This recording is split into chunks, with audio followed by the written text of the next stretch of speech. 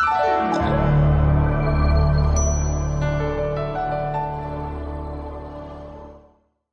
តីល្អមិនត្រឹមតែចេះឲ្យលុយប្រពន្ធហៅថាជាប្តីល្អឡើយបុរសគ្រប់រូបគួរតែមាន5ចំណុចនេះបើសិនជាចង់ក្លាយទៅជាប្តីល្អ1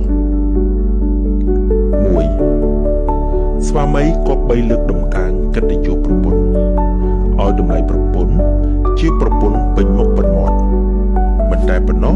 ប្តីល្អត្រូវមានចិត្តមេត្តាអាណិតអាសូរប្រពន្ធឲ្យបានច្រើន2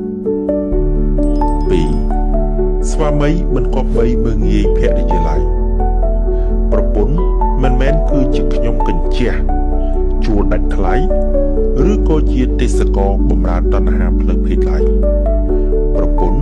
នាងប្រៀបបីដូចជាម្ដាយនាងតែងតែមើលការខុសត្រូវសុខទុក្ខជីវិតរបស់យើងប្រចាំថ្ងៃនៅពេលដែលយើងឈឺគ្មាននរណាម្នាក់ដែលមើលថែអ្នកជាងប្រពន្ធរបស់អ្នកឡើយ3ស្វាមីមិនគួរផិតក្បត់ប្រពន្ធឡើយភាពស្មោះត្រង់នឹងគ្នាគឺជាបេះដូងអាពាហ៍ពិពាហ៍ស្វាមីទោះបីជាមានការខ្វះខាតនៅក្នុងនីតិខ្លះប៉ុន្តែការរក្សាភាពស្មោះចំពោះភរិយាឲ្យបានល្អគឺជាមិត្តភាពដ៏ល្អបំផុតរវាងប្តីនិងប្រពន្ធប្តីប្រពន្ធប្រៀបបីដូចជាអណ្ដាតទឹកថ្មិញពេលខ្លះវាតែងតែប៉ះទង្គិចគ្នាមែនប៉ុន្តែនៅរួមសុខរួមទុក្ខជួយជ្រោមជ្រែងគ្នានៅពេលដែលមានបញ្ហា4ស្វាមីត្រូវប្រគល់ភាពជាធំឲ្យភរិយាជាពិសេសគឺកិច្ចការងារនៅក្នុងផ្ទះការទុកដាក់ផ្ទះសម្បែងលុយកាក់មើលថែកូនចៅគឺជាភារកិច្ចរបស់ប្រពន្ធពាក្យចាស់លោកតែងពោលថាប្រពន្ធប្រៀបបីដូចជាជង្រុកប្រសិនបើជាជង្រុកធ្លាយហើយគ្រួសារមិនអាចរីកចម្រើនទេប៉ុន្តែប្រសិនបើជាជង្រុកល្អគ្រួសារនឹងរីកចម្រើនរុងរឿង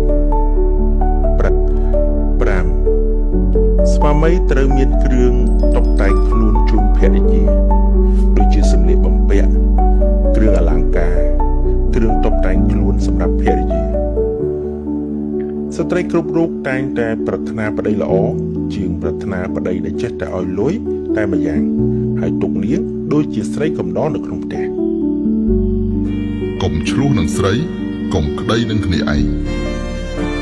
តាមការពិតទៅមនុស្សប្រុសមួយចំនួននៅតែមិនយល់ពីចិត្តមនុស្សស្រីពេលឆ្លោះគ្នាម្ដងឲ្យតែគាត់ព្រមនៅនិយាយជាមួយយើងទោះបីជាសម្ដីចាក់ដោតឬគំរោះគំរើយប៉ុណ្ណាក៏ដោយក៏ក្នុងចិត្តគាត់ត្រូវការឲ្យយើងទៅលួងលោមគាត់ដែរមិនមែនឲ្យយើងទៅចាក់បណ្ដោយតាមគាត់នោះទេអញ្ចឹងហើយត្រូវរៀនយល់ពីគាត់និងរៀនលួងគាត់ខ្លះផងមិនថាមនុស្សស្រីឬក៏មនុស្សប្រុសទេទោះបីជាមានភាពរឹងមាំប៉ុណ្ណាក៏ដោយមានសមត្ថភាពប៉ុណ្ណាក៏ដោយមានចំណេះដឹងប៉ុណ្ណាក៏ដោយក៏ពួកគេត្រូវការយកចិត្តទុកដាក់ការមើលថែទាំការឲ្យតម្លៃការគោរពការការពារទាំងផ្លូវកាយនិងផ្លូវចិត្តពីមនុស្សដែលខ្លួនស្រឡាញ់ផ្ទុយមកវិញប្រសិនបើភាគីណាម្នាក់ធ្វើឲ្យដៃគូរបស់ខ្លួនមានអារម្មណ៍ថាឯកាលែងសំខាន់សម្រាប់នរណាម្នាក់ហើយនោះជីវិតគូរបស់គេនឹងប្រឈមមុខដល់ថ្ងៃបញ្ចប់ចូលរក្សាទំនាក់ទំនងក្តីស្រឡាញ់រវាងគ្នានឹងគ្នាតាំងពីថ្ងៃចាប់ផ្ដើមដំបូងរហូតដល់ចាស់ដោយបង្កើតនូវភាពស្និទ្ធស្នាលស្នាមញញឹមការឲ្យតម្លៃទំនុកចិត្តភាពជឿជាក់និងការបំពេញនូវកង្វះខាតឲ្យគ្នាទៅវិញទៅមកដើម្បីទទួលបាននូវសុភមង្គលមួយដ៏ពេញលេញមិនខ្វល់ថាសង្សារឬក៏ប្តីប្រពន្ធ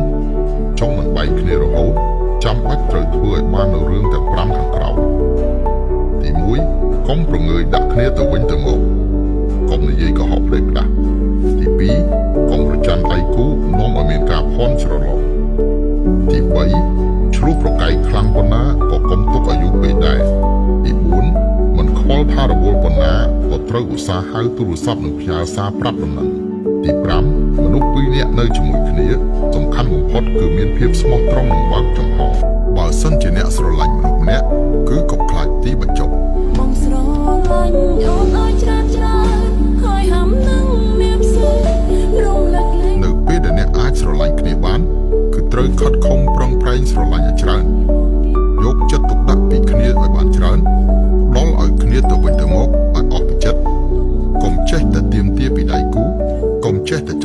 ចាញ់គ្នាកុំចេះតែរកអ្នកខុសនិងអ្នកត្រូវផ្ដល់នូវសេចក្តីស្រឡាញ់ដោយស្មោះត្រង់មើលទៅលើគុណសម្បត្តិឲ្យច្រើនជាងគុណវិបត្តិយ៉ាងណាមិញមិនមែនអ្នកណាក៏មានសំណាងបានជួបមនុស្សម្នាក់ដែលស្រឡាញ់អ្នកខ្លាំងនោះដែរជីវិតមនុស្សខ្លីណាស់កុំចាំដល់ពេលបាត់បង់ទើបស្ដាយក្រោយមានពាក្យមួយឃ្លានិយាយថាស្រឡាញ់មនុស្សម្នាក់គឺមើលលើគុណសម្បត្តិ